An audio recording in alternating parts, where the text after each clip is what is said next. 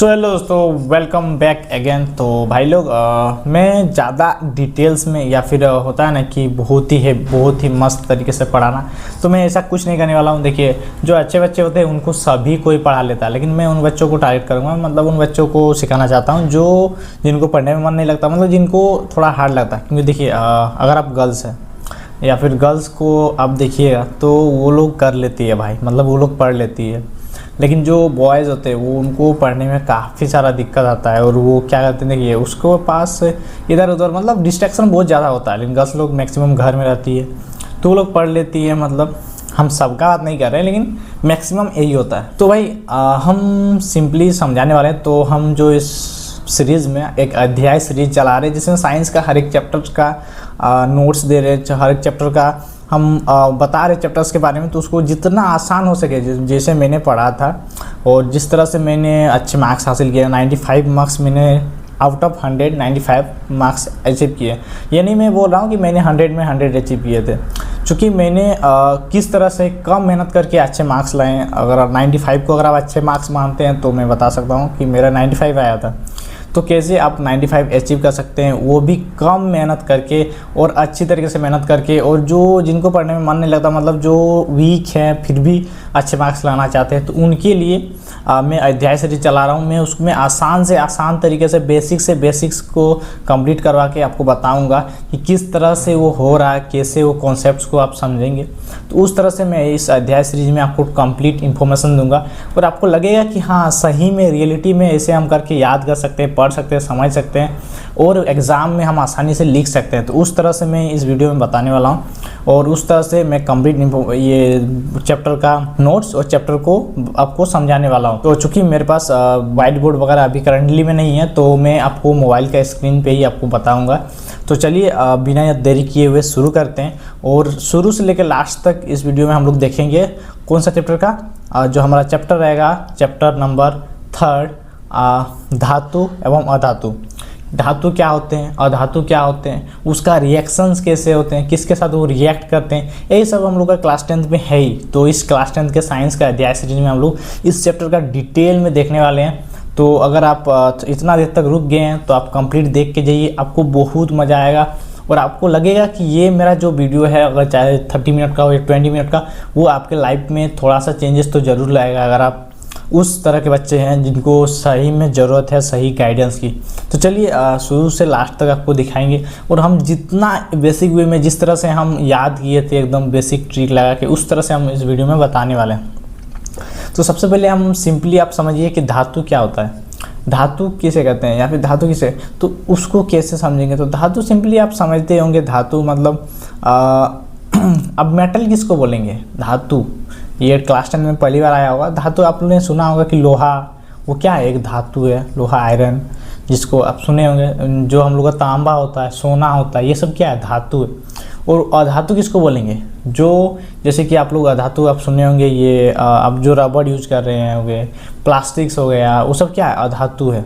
तो वो सब कैसे हम लोग उसको डिवाइड करेंगे, मेनली यही सब हम लोग एग्जाम में भी पूछा जाता है कि धातु और अधातु किसको कहते हैं, रासायनिक एवं भौतिक गुणधर्म के आधार पर उसको डिवाइड कीजिए।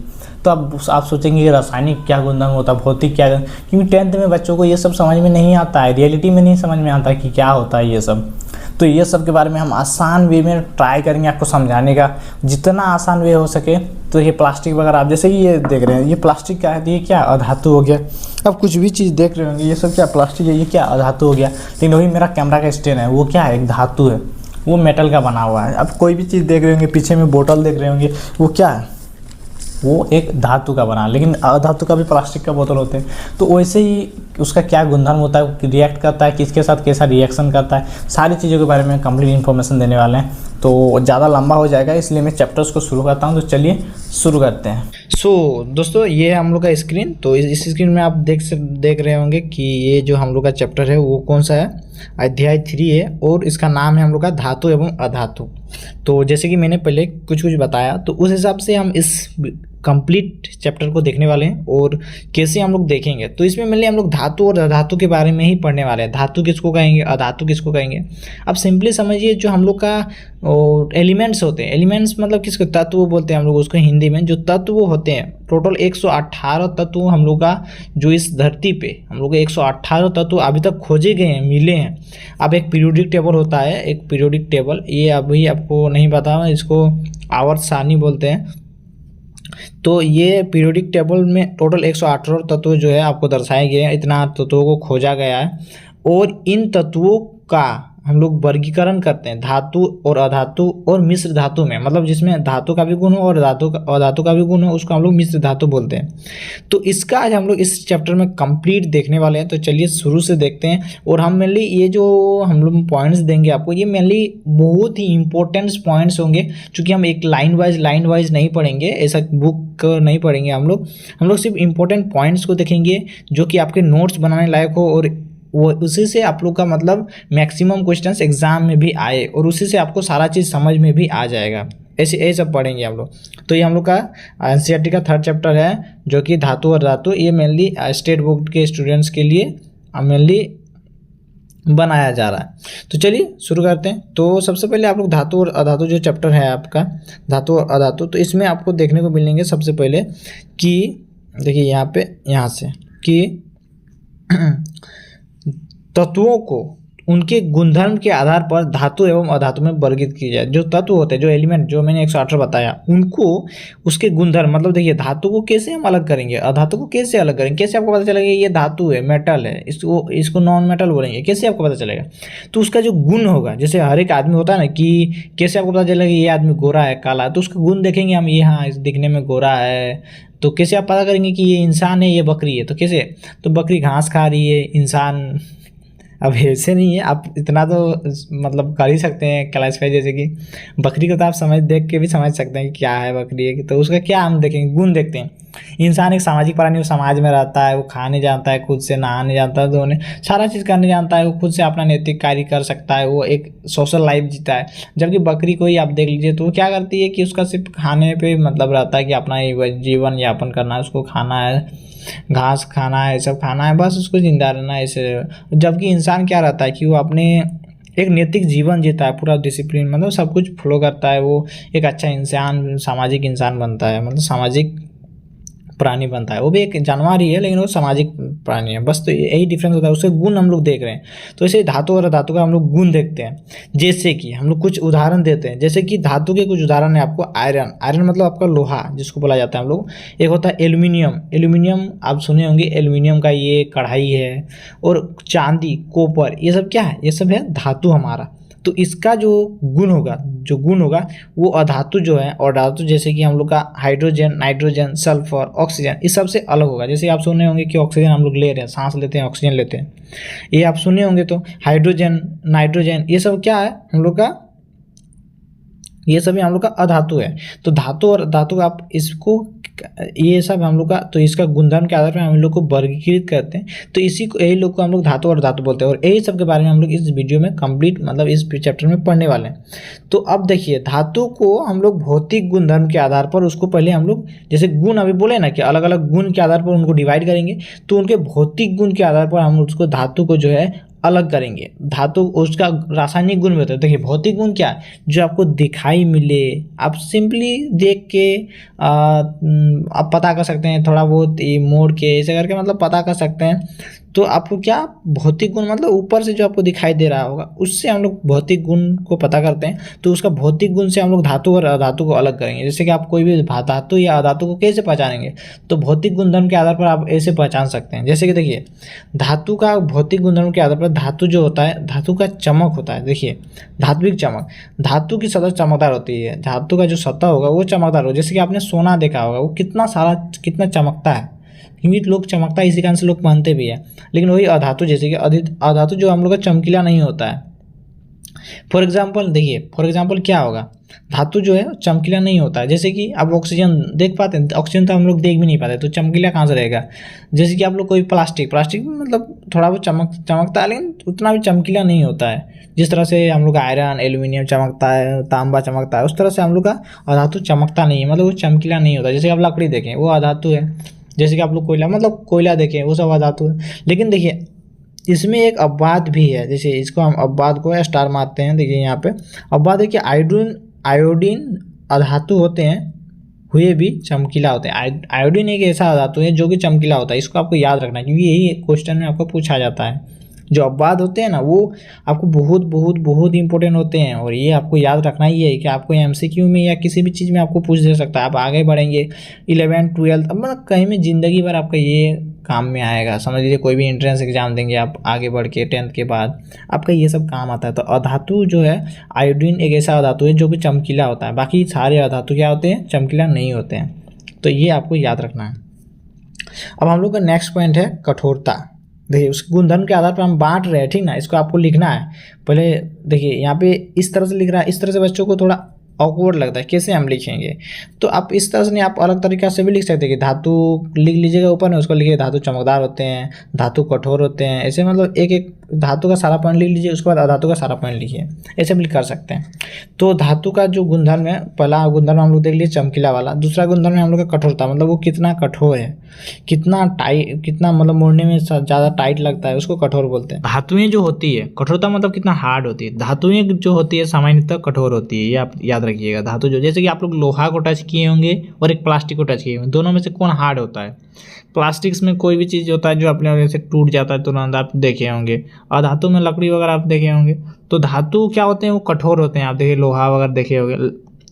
और इसका कुछ कुछ एक्सेप्शन भी है, ये भी पूछ सकता है एग्जाम में। ये वाला बहुत इंपॉर्टेंट पॉइंट है, आपको लिख के रखना है, नोट करके रखना है कि चाकू से काटा जा सकता है। वो कौन धातु है, वो है सोडियम और पोटेशियम। आपको बहुत नेसेसरी है, आप ये दोनों का आपको लिख के रखना है किसी भी हाल में, क्योंकि एग्जाम्स में ये पूछे जाते हैं कि कौन से ऐसे धातु हैं जिनको चाकू से काटा जा सकता है। तो वो है हम लोग का, देखिए धातु का सामान्य तो कठोर होते हैं, हार्ड होते हैं, ये आप जान रहे हैं। लेकिन कुछ कुछ अपवाद है, सोडियम, पोटेशियम और लिथियम, ये मुलायम होते हैं और इनको हम लोग क्या करते हैं, चाकू से काट सकते हैं। तो ये आपको याद रखना है।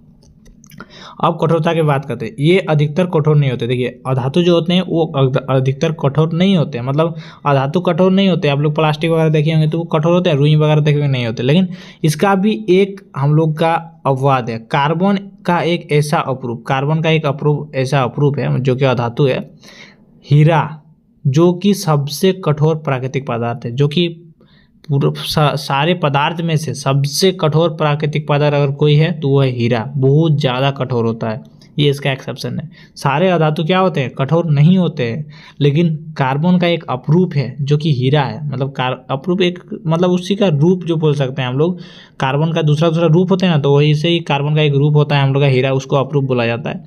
तो जो कि प्राकृतिक में सबसे ज़्यादा हार्ड होता है, जो कि अधातु होके, तो ये एक्सेप्शन में आता है। बाकी सारे धातु क्या होते हैं, बाकी सारे अधातु क्या होते हैं, कठोर नहीं होते हैं। और सारे धातु क्या होते हैं, सारे धातु कठोर होते हैं। ठीक है, आपको ये चीज़ याद रखनी है किसी भी हाल में।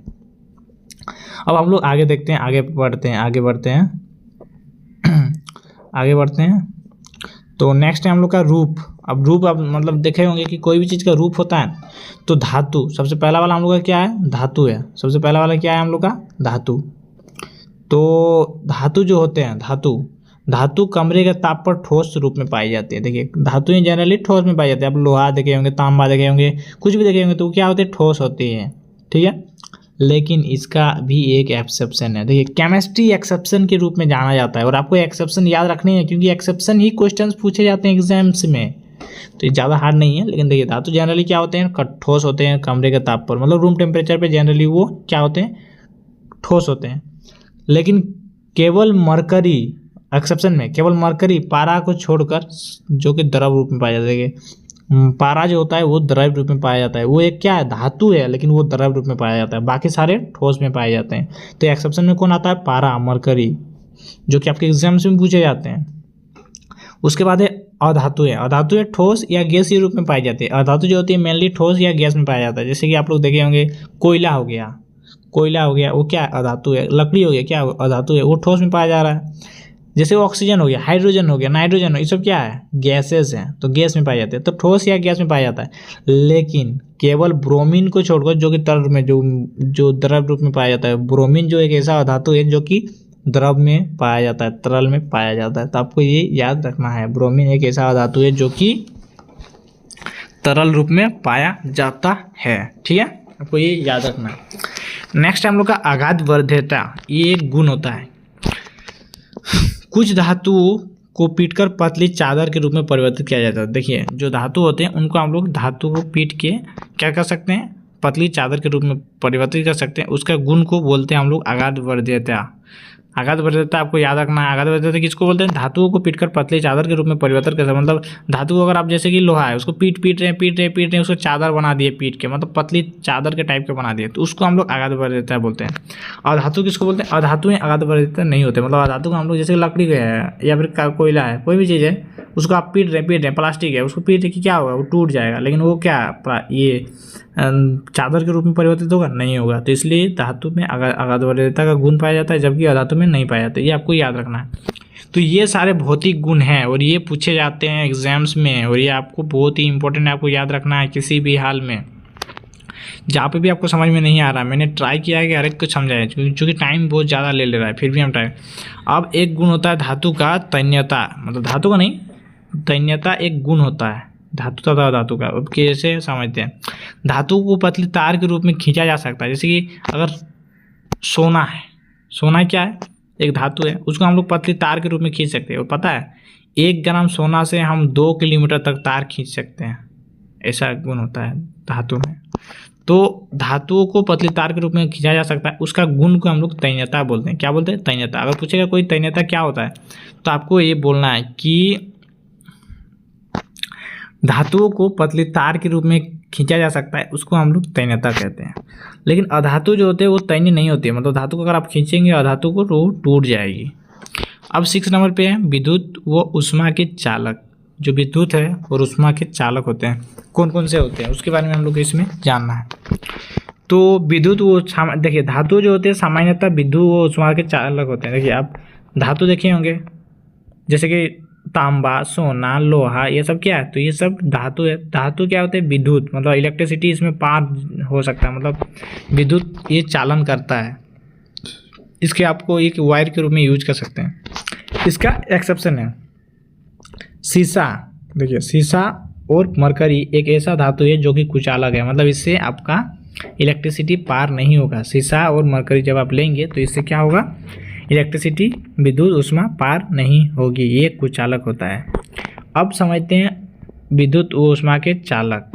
अधातु, अधातु विद्युत ऊष्मा के कुचालक होते हैं, मतलब अधातु जो होते हैं विद्युत और ऊष्मा के चालन नहीं करते हैं। अधातु किसको बोलेंगे, आपको हम शुरू से बताते आ रहे हैं अधातु किसको बोलेंगे, तो वो सब गुण देख रहे हैं। देखिए अधातु जो होते हैं वो हम लोग का जनरली जो अधातु जैसे लकड़ी हो गया, कुछ भी हो गया, वो सब क्या है, अधातु है।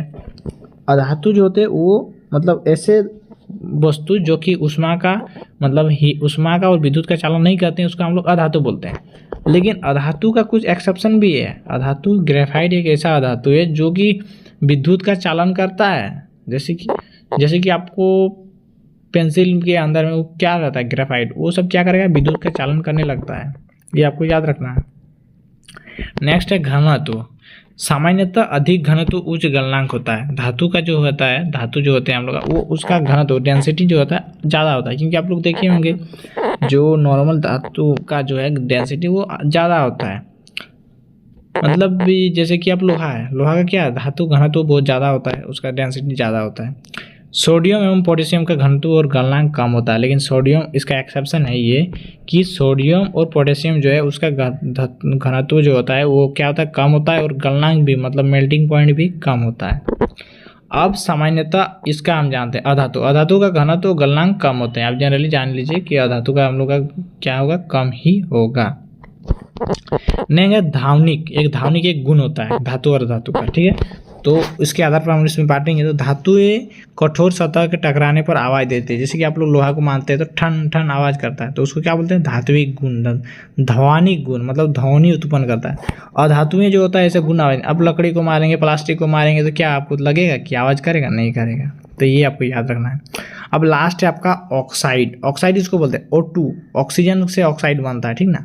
तो ऑक्साइड क्या होता है? अधिकतर धातुएं क्षारकीय ऑक्साइड बनाती है। देखिए आपका जितना भी धातु होगी वो जब किसी के साथ रिएक्ट करेगी, ठीक है, मतलब रिएक्शन करेगी। आप सबसे पहला चैप्टर में पढ़े होंगे रासायनिक अभिक्रिया में रिएक्शन, मतलब समीकरण। तो उसमें क्या होता है रासायनिक अभिक्रिया में समीकरण में, वो धातु जो होते हैं वो किसी के साथ रिएक्शन कर रही थी। तो धातु जैसे कि आप लोग का कोई भी हो गया, मैग्नीशियम, सोडियम, ये सब क्या धातु है, एल्यूमिनियम, कॉपर, आयरन, ये सब क्या धातु है। लेकिन धातु जो जब ऑक्सीजन के साथ रिएक्शन करती है, कहीं देखिए ऑक्सीजन हर एक जगह पाया जाता है, हम लोग ऑक्सीजन सांस ले रहे हैं, तो कोई धातु आप कहीं पे रख देंगे, जैसे कि साइकिल रखा हुआ, तो साइकिल क्या होगा कि इन्वायरमेंट में, मतलब वातावरण के संपर्क में आएगा तो क्या किसी के साथ रिएक्शन तो करेगा ना, कुछ ना कुछ मतलब रिएक्शन करते रहता है, तो उसी को बोलते हैं रिएक्शन कर रहा। तो धातुएं रिएक्शन करके हमेशा क्षारकीय ऑक्साइड बनाती है। क्षारकीय अम्ल, क्षारक एवं लवण चैप्टर में आपने अगर पढ़ा है अच्छा से तो उसमें बताया होगा कि क्षारकीय किसको बोलते हैं, जिसका pH मान 7 से अधिक होता है तो उसको क्षारकीय होता है। तो वो मेनली क्षारकीय ऑक्साइड बनाती है धातुएं ऑक्साइड के साथ रिएक्शन करती है। जैसे कि MgO है, Mg मैग्नीशियम ऑक्सीजन के साथ रिएक्शन करके मैग्नीशियम ऑक्साइड बनाती है जो कि क्षारकीय ऑक्साइड है, ठीक है। लेकिन अधातुएं में वो गुण अलग हो जाता है। देखिए आपको इतना जल्दी समझ में नहीं आ रहा होगा, वो समझ रहे हैं हम, क्योंकि इतना आसानी से समझ में तो नहीं आएगा क्योंकि आप लोग अभी फर्स्ट टाइम 10th में आए हैं। तो आप लोग पढ़ते जाइए, ठीक ना। 6 महीना बाद 15 दिन बाद आप रिविजन कीजिए। 6 महीना बाद, देखिए पॉसिबल भी नहीं रहता है 15 दिन बाद हर एक बार खोल के देखना। जब भी टाइम मिले आपको तो लगे कि हाँ टाइम मिला देख लेते हैं, तब देख लीजिएगा ताकि आपको याद रहे उस क्यों बोल रहा है। देखिए अभी स्टार्टिंग में आपको नहीं समझ में आएगा, अंतिम 3 महीना में आपको सारा चीज़ समझ में आने लगेगा कि यार ये है 10th क्लास, ये इसमें पढ़ना रहता है। अभी हमारे समझ में नहीं आ रहा होगा, बहुत सारी चीज़ ऐसा होगा जो डाउट होगा। अगर हम आपका सामने रहते तो आप डाउट पूछते, हम आपको सारा चीज़ समझा देते। लेकिन अभी ये हम ट्राई कर रहे हैं कि आपको समझ में आए। देखिए आप लोग धातु का हम बता रहे हैं, जो धातु होते हैं वो जब ऑक्सीजन के साथ रिएक्शन करते हैं वो हमेशा क्षारकीय ऑक्साइड बनाते हैं। अब आप बोलेंगे क्षारकीय ऑक्साइड कैसे बनाता है, बहुत कुछ डाउट होगा आपके अंदर में। तो क्षारक का ऑक्साइड बनाता है, ये आप इतना याद रखिए कि जब धातु जो ऑक्साइड के साथ रिएक्शन करता है तो क्षारक ऑक्साइड बनाता है, जबकि अधातु जो होता है ऑक्साइड के साथ रिएक्शन करने से अम्लीय ऑक्साइड बनाता है, मतलब वो एसिड बन जाता है जब वो ऑक्सीजन के साथ रिएक्शन करता है अधातु। लेकिन ये क्या बनता है, बेस बनता है, मतलब बेसिक बनता है। मतलब धातु जो होता है वो क्षारकीय ऑक्साइड बनाते हैं, मतलब क्षारक बनता है, जबकि उसमें क्या होता है अम्लीय बन जाता है। अब आगे बढ़ते हैं, हम लोग पढ़ते हैं कि धातु के रासायनिक गुणधर्म। धातु के रासायनिक गुणधर्म क्या क्या होते हैं। तो देखिए धातु के रासायनिक गुणधर्म के बारे में। अब धातु देखिए रासायनिक गुणधर्म किसको बोलते हैं, जिसमें आंतरिक परिवर्तन होता है उसको रासायनिक गुणधर्म बोलते हैं। तो धातु जो होते हैं रासायनिक गुणधर्म क्या होता है, तो देखिए धातु जो होती है वायु के साथ अभिक्रिया करके, जब कोई भी जो धातु होते हैं हम लोग के मेटल्स वो वायु के साथ मतलब एयर में कांटेक्ट में रहता है। देखो वायु आप लोग हर जगह पे वायु पाया जाता है, आप सांस ले रहे हैं वायु से ही। तो धातु क्या होते हैं वायु के साथ अभिक्रिया करके, धातुएं ऑक्सीजन के साथ अभिक्रिया करके धातु ऑक्साइड बनाती है। धातु प्लस ऑक्सीजन धातु ऑक्साइड क्या बनाती है, धातु प्लस ऑक्सीजन धातु ऑक्साइड, ठीक है।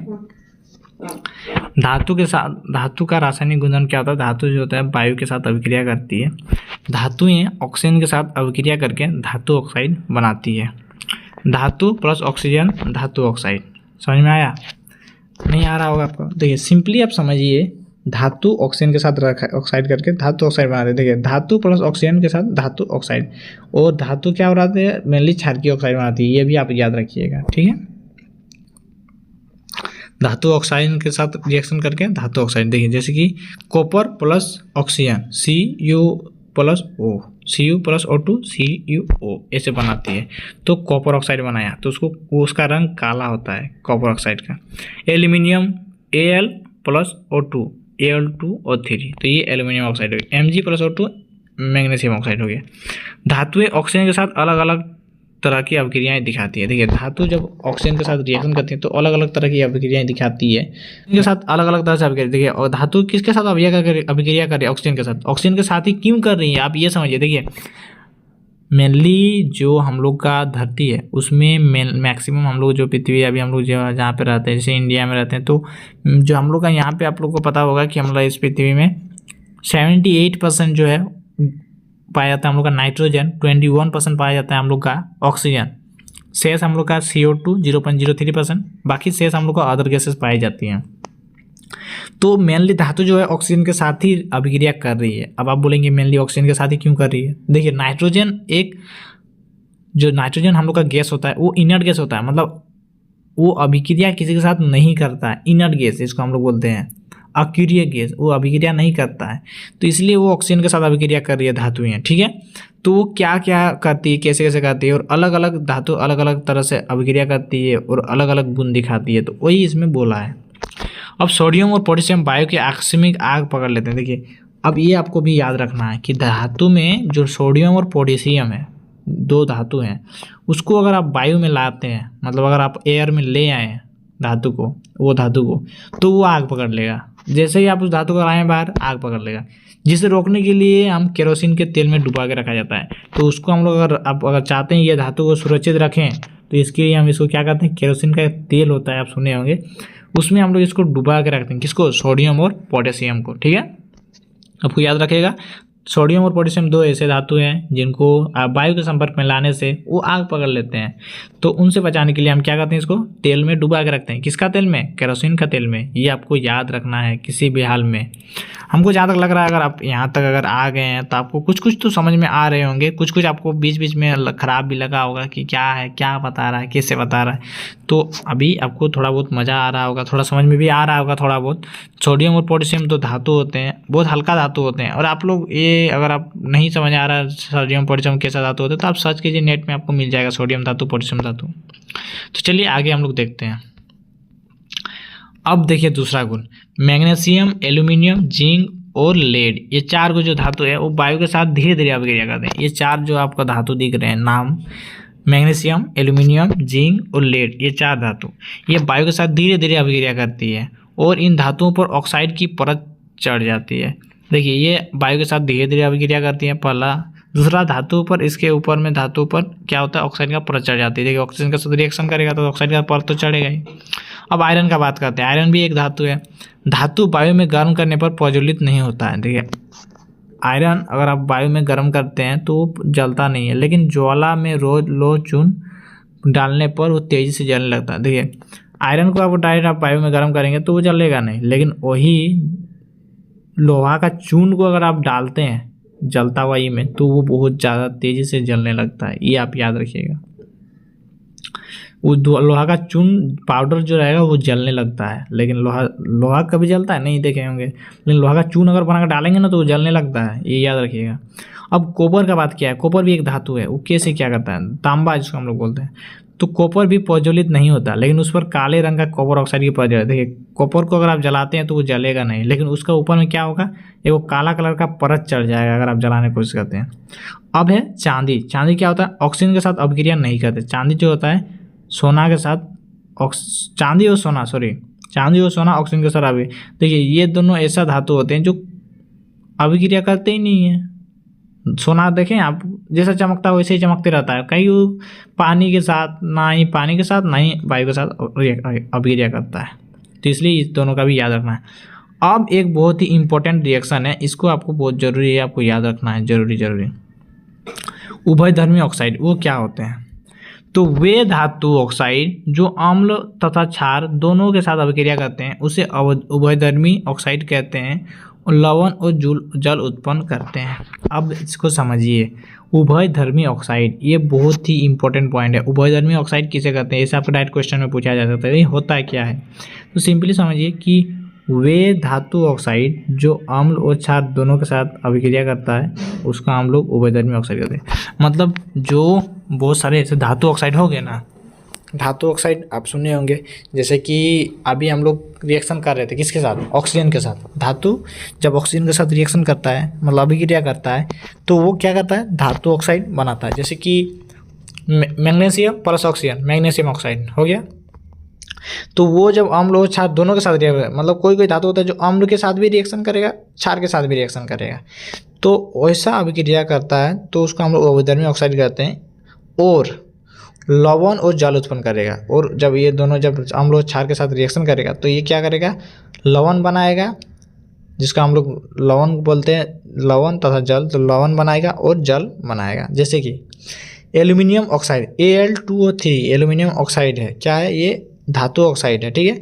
अम्ल और क्षार दोनों के साथ रिएक्शन करेगा। तो सबसे पहले अम्ल के साथ करते हैं। अम्ल क्या होता है? हाइड्रोक्लोरिक अम्ल, HCl, इसको बोलते हैं हाइड्रोक्लोरिक अम्ल। तो एल्यूमिनियम ऑक्साइड मतलब धातु ऑक्साइड अम्ल के साथ रिएक्शन कर रहा है तो AlCl3 बना रहा है, मतलब एल्यूमिनियम क्लोराइड जो कि एक लवण होता है, लवण बना रहा है aluminium chloride, AlCl3 chloride, aluminium chloride, और फिर जल बना रहा है। देखिए तो लवण और जल बना रहा है ना, ये लवण होता है, ये जल होता है। ठीक है, आपको ये समझ में आ रहा होगा थोड़ा बहुत। ये भी एक क्या है हम लोग का एल्यूमिनियम ऑक्साइड है, जो ऊपर में था वही लिए हैं हम लोग, एल्यूमिनियम ऑक्साइड मतलब ये क्या है? धातु ऑक्साइड। वो क्षार के साथ रिएक्शन कर रहा है NaOH और वो लवण बना रहा है NaAlO2 और सोडियम एल्यूमिनेट और जल H2O, जल बना रहा है, मतलब लवण और जल बना रहा है। एल्यूमिनेट, सोडियम एल्यूमिनेट क्या है? लवण है और जल बना रहा है। अब हम लोग धातु का जल के साथ रिएक्शन कराएंगे। ठीक है, किसके साथ? जल के साथ। धातु का, किसका? धातु का। धातु का हम पहले अम्ल और क्षार के साथ कराएं, अब धातु का हम लोग जल के साथ करेंगे, मतलब पानी के साथ हम लोग रिएक्शन कराएंगे जो हमारा मेटल है। तो धातु जल के साथ रिएक्शन करता है, धातु ऑक्साइड बनाता है और हाइड्रोजन बनाता है। मतलब आपको एक एग्जाम्पल देते हैं। धातु क्या है? धातु हम लोग का जैसे कि आप सिंपली समझिए धातु क्या होता है हम लोग का। आप समझिए कि कोई मैग्नीशियम समझिए Mg। ठीक है, ये धातु है, प्लस किसके साथ रिएक्शन कर रहा है? जल के साथ। जल का होता है फॉर्मूला हम लोग का H2O हो गया। तो ये अब क्या बनाएगा? तो धातु Mg प्लस H2O मतलब मैग्नीशियम ऑक्साइड प्लस जल, ये जब रिएक्शन करेगा तो धातु ऑक्साइड बनाएगा, तो MgO बनाएगा, MgO धातु ऑक्साइड हो गया। प्लस क्या बनेगा लास्ट में? हाइड्रोजन छोड़ेगा, तो बस लास्ट में H जोड़ दीजिए, तो ये हो गया हाइड्रोजन। तो Mg प्लस H2O जो होता है तो वो MgO H2O बनाता है, ये आपको याद रखना है। आगे धातु ऑक्साइड जल के साथ जब रिएक्शन करता है तो क्या बनाता है? धातु हाइड्रो ऑक्साइड बनाता है। ठीक है, धातु ऑक्साइड जो ये हम लोग का बना, मतलब MgO जो बना हम लोग का बाद में MgH2O के साथ रिएक्शन करके, मतलब धातु जल के साथ रिएक्शन करके मैग्नीशियम ऑक्साइड यानी कि धातु ऑक्साइड बनाता है, वो क्या करता है? हाइड्रोजन बनाता है साथ में। तो MgO जो क्या था हम लोग का? धातु ऑक्साइड था। अब धातु ऑक्साइड जब हम लोग का जल के साथ रिएक्शन करेगा, मतलब पानी के साथ अब धातु ऑक्साइड कर रहा है, MgO जब पानी के साथ रिएक्शन करेगा तो धातु हाइड्रो ऑक्साइड बनाता है। मतलब ये MgO जब